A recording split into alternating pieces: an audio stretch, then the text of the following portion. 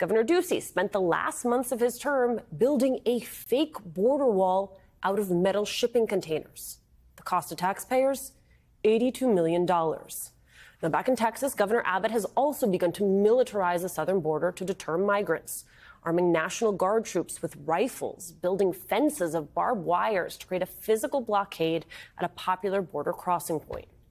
Republicans have attempted to portray these stunts as acts of protest in order to start a conversation about what they say is an immigration crisis in this country. Dropping off busloads of migrants on the sidewalk in the freezing cold on Christmas Eve isn't about finding solutions or answers or caring for thy neighbor. No, it is about raw politics. It is political theater, and the cruelty is the point. And so is furthering their own political self-interest. Greg Abbott, Ron DeSantis, Doug Ducey, they are all trying to showcase their pro-Trump bona fides on immigration in order to best position themselves for the presidential race in 2024. They are using human beings as political footballs, stacking up metal boxes on federal land, building sporadic barbed wire fences. That's not well-intentioned efforts at immigration reform. It's all about trying to win the support of the base to boost their chances in a primary. And Republican leaders are stoking the embers of a self-made crisis against the backdrop of what really has been a crisis for migrants seeking asylum in the United States.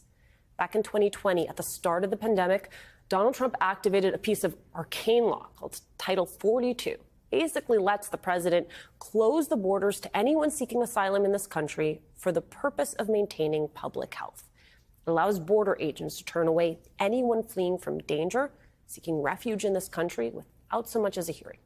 Around 1 million asylum seekers are estimated to have been turned away at the U.S. border crossings since it went into effect.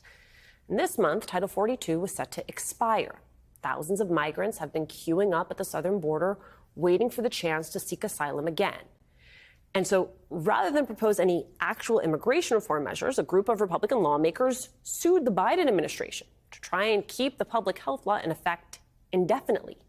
The case now before the Supreme Court. And just tonight, there was a big development. The Supreme Court ruled that the policy of turning away asylum seekers will stay in place until the court can fully consider the case. Title 42 is not immigration policy meant for extended use. It's a public health measure that Republicans are now using as a political cudgel to advance their anti-immigrant agenda, in line with their other stunts and their other tactics. Perhaps Democratic Congressman Joaquin Castro, in reacting to Abbott's Christmas Eve stunt, summed up best this moment of Republican politics. Quote, "How Christian of you." Joining us now, Texas Democratic Congressman Joaquin Castro. Congressman, thank you so much for joining us. First, I want to get your reaction to the Supreme Court upholding Title 42 while they consider the case. What does that mean practically? Well, it means that Title 42 is going to stay in place for several more months, at least until next June. And I actually agree with Justice Gorsuch, a very conservative Supreme Court justice, who said that Title 42 is not meant to deal with the border. It's meant to deal with COVID.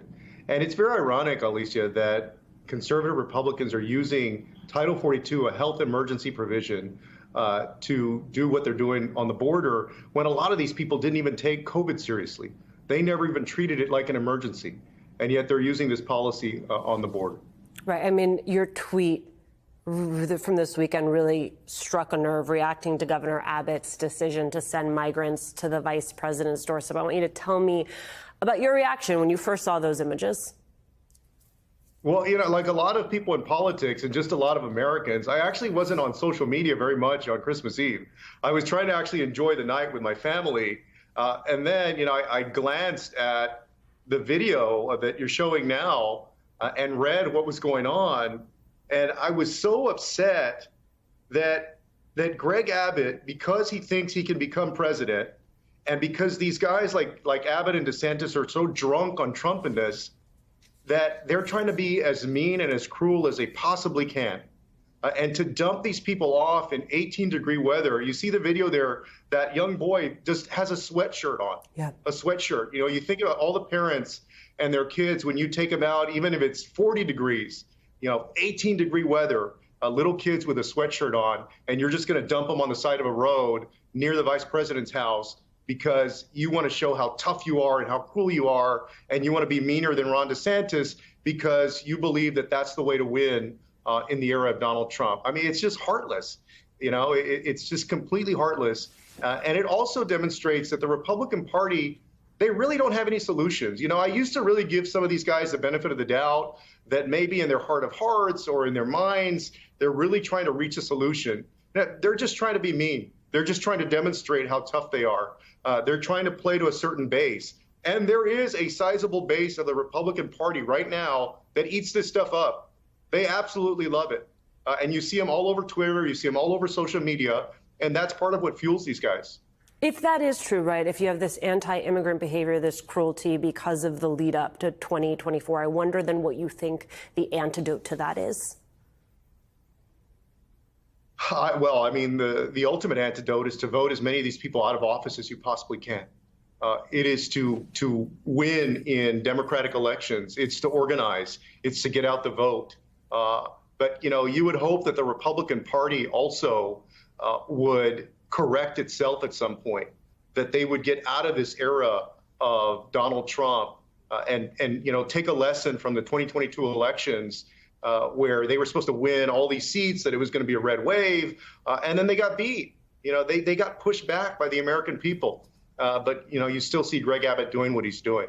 Here's the thing. You've heard all the same rhetoric that I've heard, and what someone like Governor Abbott says, what these other Republican governors says, that what they're actually doing is standing up for the people in their state, right? Creating a false choice as though you can only do one or the other. And I wonder what your retort is to that appeal. Well, first of all, there was something in the last few weeks that happened that was productive with respect to the border. A few things. For example, I introduced a bill on controlling small arms trafficking, the small arms that are going to Mexico. We got to make it safer for folks in their home countries so that they're not threatened by drug gangs who have all these weapons. Make it safer for them to stay, help create opportunity in those countries, work with those countries to do that. But the bigger thing that happened is that the Congress actually, in the omnibus bill, passed $2 billion to handle the situation at the border, including offering economic relief to cities in Texas like McAllen and Del Rio and El Paso and San Antonio that are dealing with this situation. Politico wrote an article a few days ago about how San Antonio has been a model in being able to help migrants get to their destinations. A lot of them have family members here, so they're trying to get to their family members. Hundreds of thousands of people have been sent from the border areas to San Antonio over the last few years, and the city, our mayor and the city, and Catholic Charities and other organizations have not taken them and dumped them on the side of the road. They've actually helped them get to their family members by bus or by plane. So you can do it in a way that is humane, that doesn't get everybody riled up, but is also efficient. I don't need to tell you, Congressman, that what happens is at our border is a fraction of U.S. immigration policy. We're actually talking about a much bigger, broader system. Do you think this upcoming Congress can get anything done that actually addresses some of the systemic issues that we see when it comes to immigration in America? Yeah, look, we absolutely could. You've got a Democratic president, a Democratic Senate, and a Republican House. So I've seen in the past that where you have divided government like that, it actually provides an opportunity for compromise and for people to come together and sit at the table and work something out. But, it's going to take a lot better faith among Republicans to actually do something about immigration rather than just using the chaos and everything or creating chaos and using that as their number one political boogeyman, which is what they do now. It's their number one boogeyman. Yeah, I wonder what your message is to the Abbotts, to the Duceys, to the DeSantises of the world. Well, I would ask them to stop being pricks, first of all, because that's what they're doing, and stop being heartless, but also to actually help us solve this issue, solve this challenge, rather than just trying to become the next Republican president in a few years. Texas Congressman Joaquin Castro, thank you so much for your time this evening.